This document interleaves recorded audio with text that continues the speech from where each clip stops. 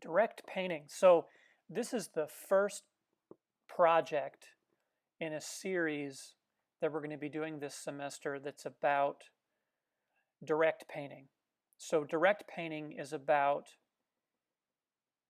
working passages or entire paintings, but mostly working passages so that you are trying to resolve them with as little fuss as possible. You're painting directly, so you're solving your problems right away.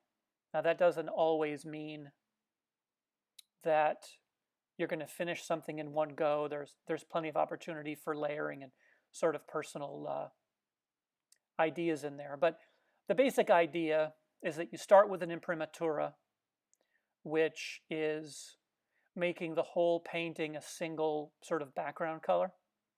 And then you're working up, basically you're working up your darks first and you're keeping your colors relatively transparent.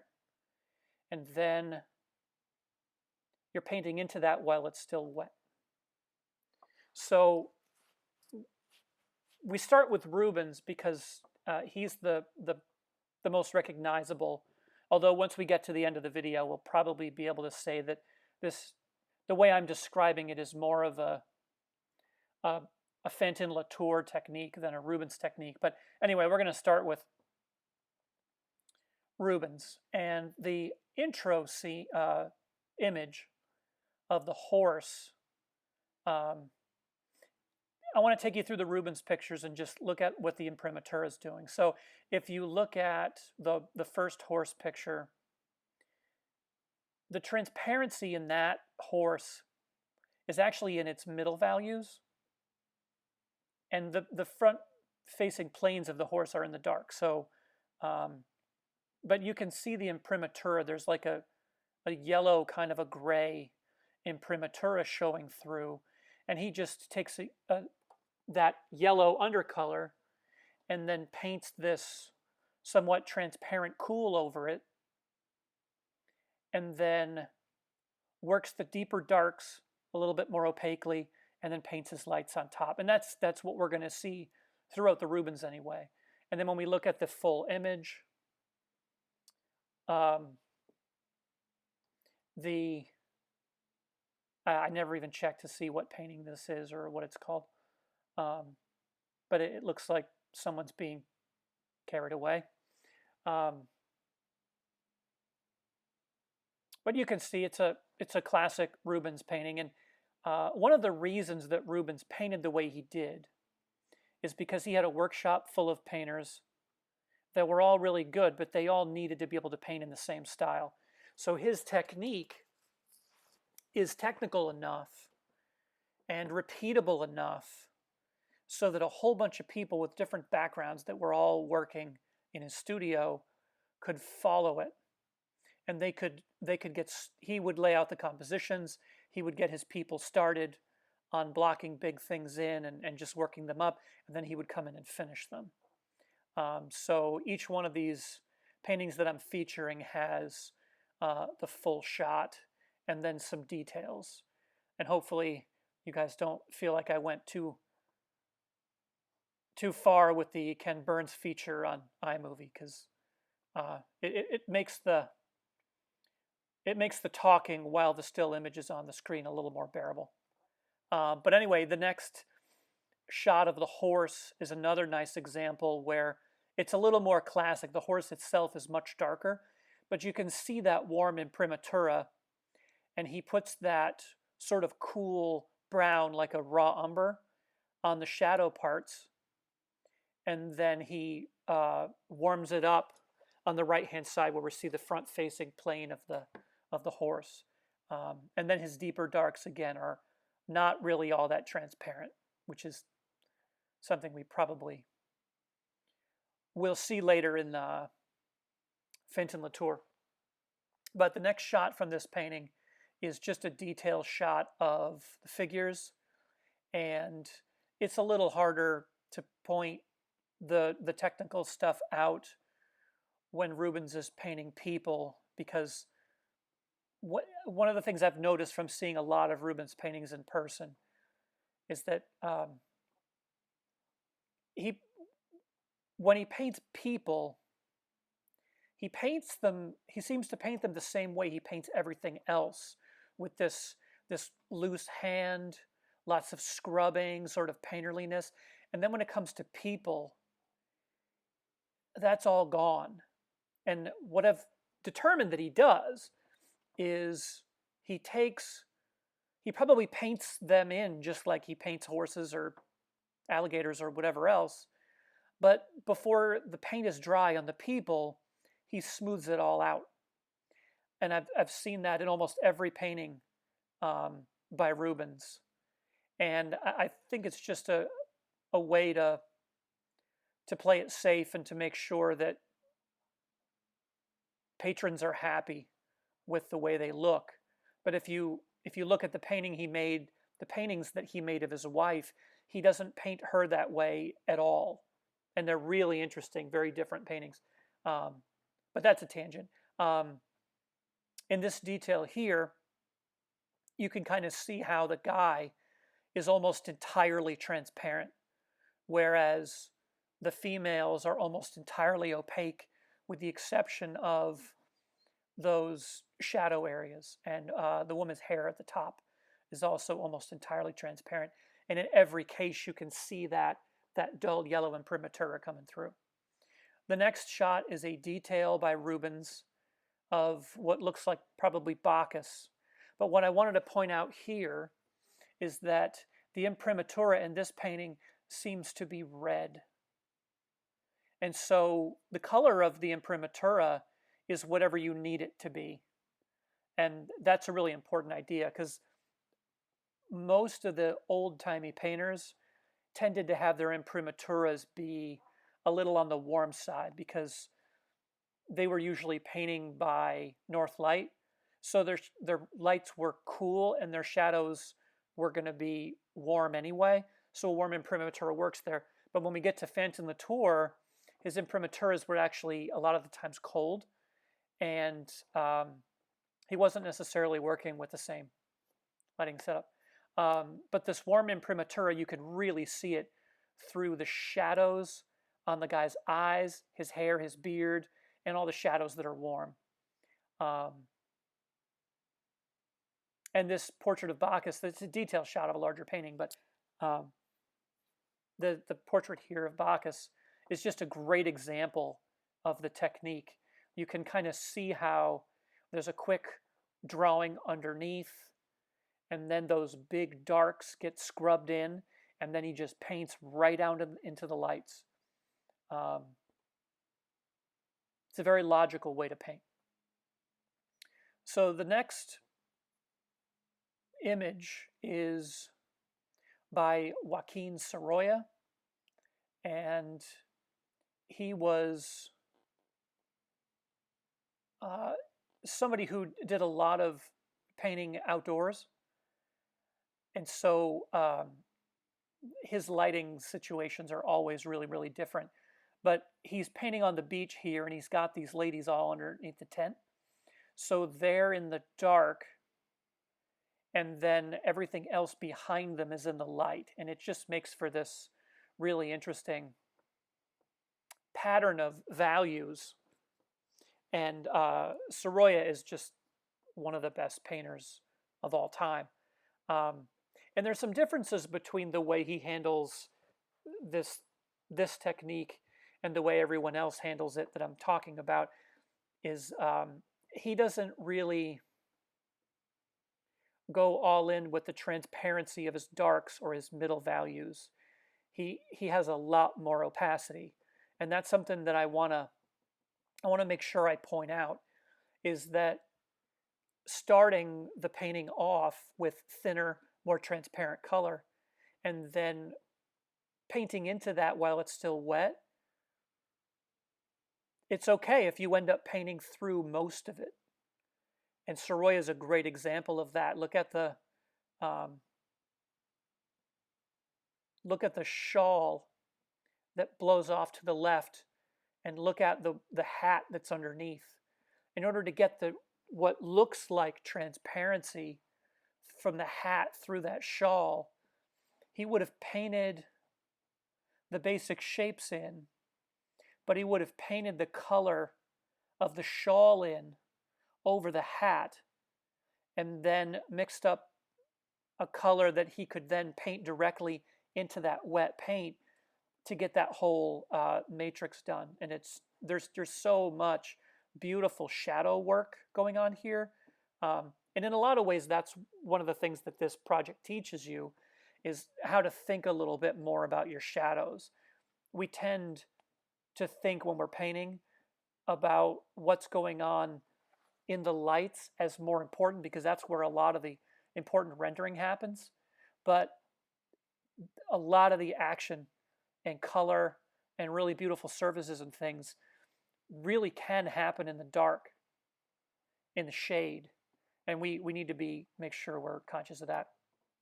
The next piece is also by Sorolla, and he did a lot of plein air painting on the beach. And this is another nice example of how fluid and wet all of the stroking in his brush strokes is. It's really some marvelous stuff. He tightens it up where he needs to and lets those blends just come together, like on the kid on the right, their shoulder, that core shadow and reflection on the tricep, moving over to the right, to the back, and down the forearm. That's pretty tight stuff. But then there's other places where he lets things stay nice and loose.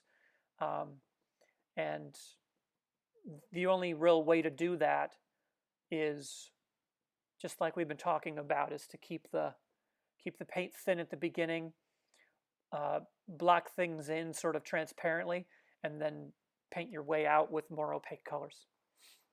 The next image is by Anders Zorn, and it's a painting that I've seen tons of times at the St. Louis Art Museum. And it really doesn't have any transparent paint in it, but it's painted in the tradition that we're talking about. He would have, like, you can look at the chair that she's sitting in and look at how sort of transparent that color is. That's kind of how the whole picture would have been started. And then once he knows exactly where everything is, then the big brushes come out. Zorn and Sorolla were working at the same time, actually, along with John Sargent. And they all kind of came up with the same very, very similar techniques. And none of them knew about the others until later in their lives. And they did actually correspond a little bit towards the end of their lives. But they all came up with these amazing, painterly, really fluid approaches to this direct painting problem. And like I said, I've seen this painting in person a bunch of times, and it is just an absolute marvel to look at in person. It looks like the feeling that I get from it when I've seen it in person is that he's almost like he's writing, especially with the dress. It's like he wrote the dress in, like he was doing some kind of calligraphy. Really cool. All right, so the next one is we finally got to Fantin Latour, Henri Fantin Latour, and he's probably best known for his flower paintings, and for good reason. They're some of the best flower paintings of all time. And what I want to show you in this first one is just how transparent his darks are. And he has a couple of formulas that he uses to organize the values in his paintings. And one of those formulas is the green stuff and the stuff in the glass is always his darkest dark. And so you can just see how he keeps that very dark and very transparent. The imprimatura in these, like I mentioned before, is cool for the most part. In this one, the background painting, the imprimatura for the background is the imprimatura. Well, that was not stated well. But the background wall is the imprimatura. and you can see it coming through in the darks. And the really cool part is this big bloom in the middle that I have a detail shot of, where Ken Burns really goes to town. But look inside that flower, and you can see it's so loose, but his values are so perfect, and he just keeps his paint so transparent. And when he paints up against that with those really loose opaque strokes, they just look phenomenal. And then you realize the whole painting is done like that, and it's awesome. So the next painting, it looks to me like he may have taken, this is Latour again, he may have broken the imprimatura between the background and the table. It's possible that he broke the painting in those two parts and had different colored imprimaturas for each. Part of me is kind of wondering whether or not the imprimatura for the background wall is as warm as the imprimer for the table. But either way, you can see the imprimatur at work in both of those.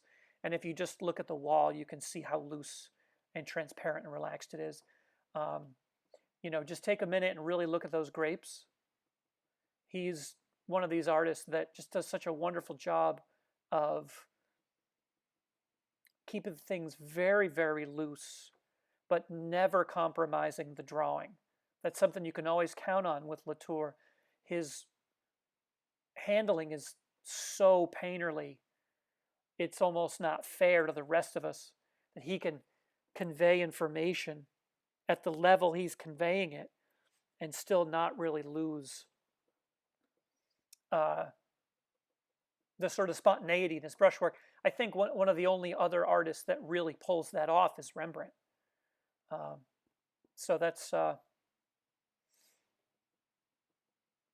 high praise, I guess, because in my mind there really isn't a better painter than Rembrandt. So Fantin Latour is pretty elite. So the next section is going to be just a few student paintings that I wanted to include that are different